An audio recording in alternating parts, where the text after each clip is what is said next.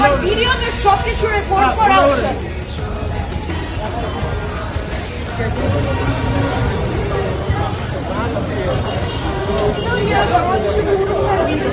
পানিও মারে দেখেন কত সাহস তাদের। ভিডিওটা দেখে কি বুঝলেন? এখানে মুরব্বির কোনো দোষ নাই। মুরব্বি মুসলিম মানুষ, দাড়ি টুপি আছে, সে রোজা রাখছে, তার এইগুলা দৃষ্টিকটু লাগতেছে, ভালো লাগতেছে না তার কাছে, এই জন্য সে দোকানের সামনে ময়লা পড়ে আছে এই জন্য হইতে পারে, বা মেয়েরে দূরে সরানোর জন্য পানি ছিটাইছে। কিন্তু মেয়ে কি বলতেছে, আপনার ফেস দেখছেন, আপনি কি মুসলিম নাকি? কিন্তু ও বাইরের দেশের দেহ ব্যবসায়ীদের মতো দেখা যাইতেছে, রোজা রমজান মাস অর্ধ উলঙ্গ অবস্থায় মুরব্বীরে কীভাবে কী কইতেছে।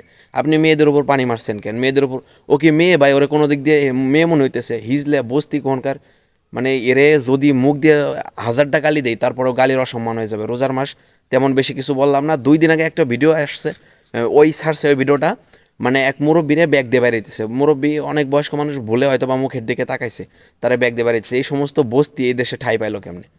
মানে এদেরকে কিছু বলার নাই, ঠিক আছে? একটা মুসলিম দাড়ি টুপি আছে, তার মানে দেখতে কত সুন্দর লাগতেছে মাশাআল্লাহ, তারা যাই করতেছে আপনি কি মুসলিম? শালা খ্রিস্টানের বাচ্চা, কেমন দেখা যাইতেছে ওরা বস্তি।